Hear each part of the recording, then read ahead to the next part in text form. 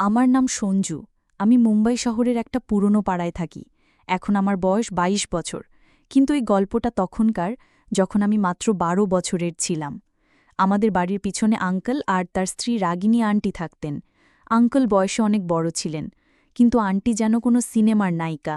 লম্বা ঘন চুল, বড় বড় কালো চোখ, গোলাপি ঠোঁট আর একদম ফর্সা। ছোটবেলা থেকে আমি তাকে দেখে আসছি, কিন্তু কখনো কথা বলার সাহস হয়নি। একদিন আন্টি খাটিয়ায় শুয়েছিলেন, তার ওড়না একটু নেমে গিয়েছিল আর চোখ বন্ধ ছিল। আমি শুধু তাকিয়েছিলাম। হঠাৎ তিনি চোখ খুললেন, সোজা আমার দিকে তাকালেন আর বললেন, সঞ্জু, কি দেখছ? আমি তো একদম ঘাবড়ে গেলাম। তাড়াতাড়ি বললাম, কিছু না আন্টি। তারপর অন্যদিকে তাকানোর ভান করলাম, কিন্তু মন তো আর ঠিক থাকছে না। আন্টি হালকা হেসে বললেন, আচ্ছা। আমি মাথা নাড়লাম আর চুপচাপ ফিরে এলাম। কিছুক্ষণ পর আন্টি আমাদের বাড়িতে এলেন। মায়ের সঙ্গে হাসি মুখে গল্প করতে লাগলেন। আমার ভয় হচ্ছিল, কোথাও আন্টি মায়ের কাছে কিছু উল্টোপাল্টা বলে না দেন। আমি চুপি চুপি বেরিয়ে যাওয়ার চেষ্টা করলাম। তখনই পিছন থেকে ডাক, সঞ্জু। আমার তো পা কাঁপছে।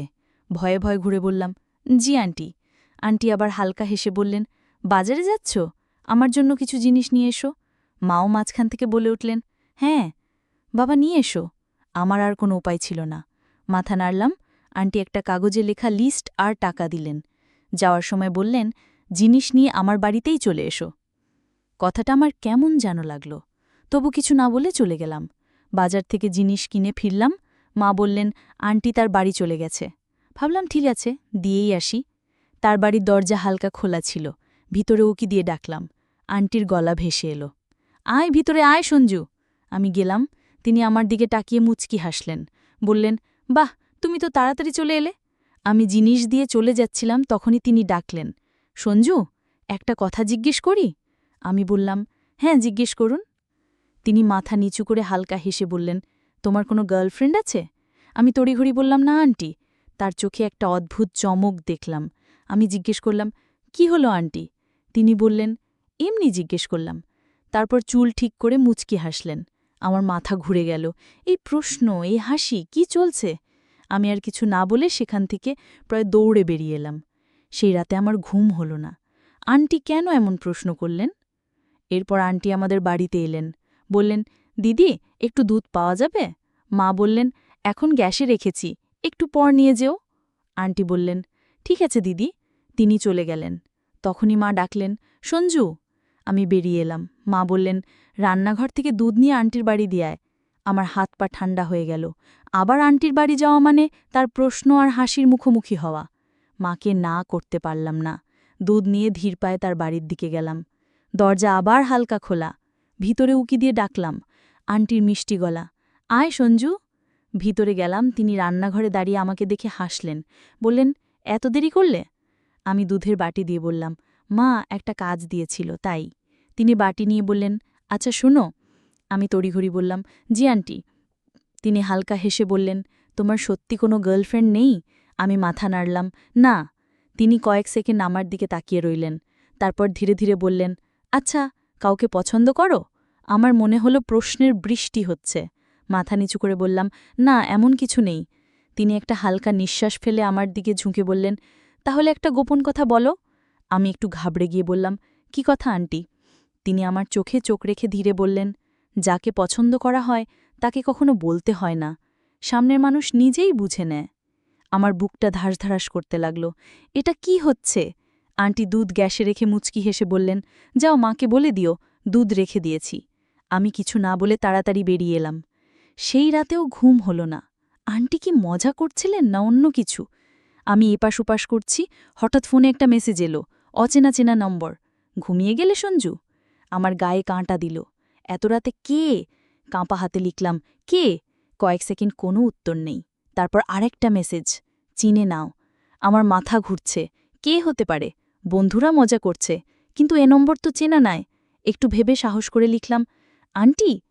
মেসেজ টাইপ হচ্ছে দেখলাম। আমার বুকের ধড়কন বাড়ছে। তারপর মেসেজ এলো, হ্যাঁ, রাগ করলে না তো? আমার হাত পা অবশ হয়ে গেল। এটা কি হচ্ছে? আমি ধীরে লিখলাম, না, কিন্তু আমার নম্বর পেলেন কিভাবে? উত্তর এলো, তোমার মায়ের কাছ থেকে নিয়েছি। বলেছি কোনোদিন তোমাকে জিনিস আনতে বলতে পারি, তাই নম্বর লাগবে। আমার মাথায় ঝড় উঠল। মা না ভেবেই নম্বর দিয়ে দিয়েছেন, কিন্তু আন্টি এটা কিসের জন্য ব্যবহার করছেন? আমি দ্বিধায় পড়লাম। তখন আরেকটা মেসেজ, শোনো, কাল সন্ধ্যায় ছাদে এসো, কথা আছে। আমার হাত পা ঠান্ডা। কি কথা? উত্তর লিখতে যাচ্ছি, তখন আরেকটা মেসেজ, ভয় পেও না, কিছু ভুল বলবো না, শুধু কথা বলতে চাই। আমার সামনে দুটো পথ, হয় না বলে দিয়ে তো গিয়ে দেখি আন্টি কি চান। সাহস করে লিখলাম, ঠিক আছে। আন্টির শেষ মেসেজ, ভালো, তাহলে কাল দেখা হবে সঞ্জু। পরদিন সকালটা স্বাভাবিকভাবে কাটল, কিন্তু মনটা সারাদিন উসকুস করছে। সন্ধ্যার অপেক্ষা আর সঙ্গে একটা অদ্ভুত ভয়। সন্ধ্যার 7টার দিকে ছাদে গেলাম। হালকা ঠান্ডা হাওয়া বেচ্ছে। চারদিকে চোখ বুলিয়ে দেখি আন্টি ছাদের এক কোণে দাঁড়িয়ে। আমাদের বাড়ির ছাদটা স্পষ্ট দেখা যাচ্ছে। আমি ধীরে বললাম, আন্টি। তিনি মুচকি হাসলেন, বললেন, ভেবেছিলে আমি মজা করছি? আমি থমকে গেলাম। কি বলছেন তিনি?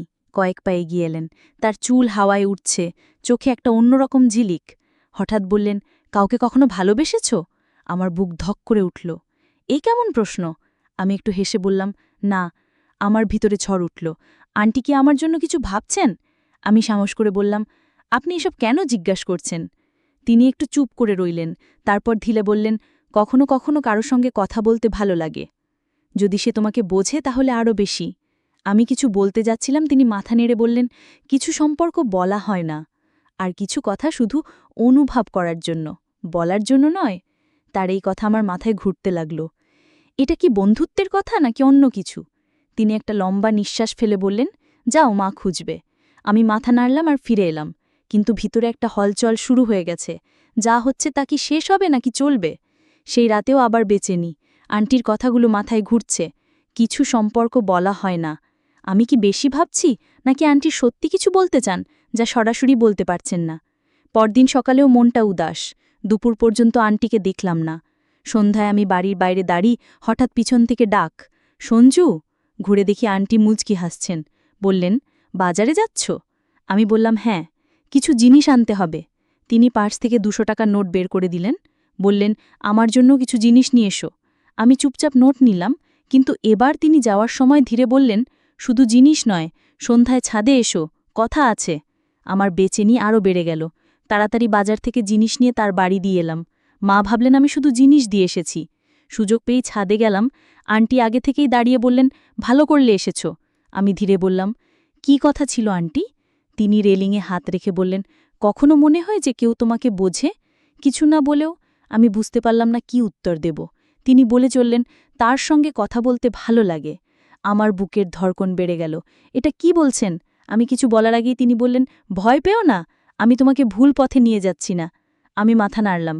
তিনি বললেন, কখনো কখনো বয়স দিয়ে সঠিক ভুল ঠিক হয় না, মন ঠিক করে। আমার মাথা ঘুরছে। আন্টি কি চান? আমি ধীরে বললাম, আন্টি, আপনি। তিনি আমার কথা কেটে বললেন, যদি এসব তোমার অদ্ভুত লাগে আমি আর বলবো না, কিন্তু যদি তুমিও এই কথাগুলো পছন্দ করো তাহলে আমাদের এই ছোট্ট গোপন বন্ধুত্ব হতে পারে। আমি ভাবলাম, যখন ঘাস নিজে যে ঘোড়ার কাছে আসছে তখন ছাড়া উচিত নয়। সেই রাতে আমি নিজে থেকে আন্টিকে মেসেজ করলাম, আন্টি, আমিও আপনাকে পছন্দ করি, সঙ্গে একটা হার্ট ইমোজি। আন্টি ওপাশ থেকে হার্ট ইমোজি পাঠালেন। আমি লিখলাম, আন্টি, এবার ইমোজির হার্ট নে, আসল হার্ট চাই। তিনি বললেন, কাল দুপুর 1টায় বাড়িতে চলে এসো। পরদিন আন্টির বাড়ি গেলাম। আঙ্কাল বাড়িতে ছিলেন না, আন্টি তার ঘরে ছিলেন। আমি পৌঁছাতেই তিনি আমাকে জড়িয়ে ধরলেন। আমরা দুজনে অনেক গল্প করলাম, হাসলাম আর ক্লান্ত হয়ে ঘুমিয়ে পড়লাম। বিকেল 5টায় আমি বাড়ি ফিরলাম। তো বন্ধুরা, এটা ছিল আমাদের আজকের ছোট্ট গল্প। গল্পটা কেমন লাগলো কমেন্ট করে জানিও। যদি পছন্দ হয় লাইক করো, বন্ধুদের সঙ্গে শেয়ার করো।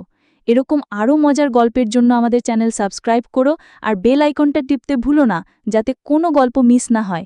ধন্যবাদ।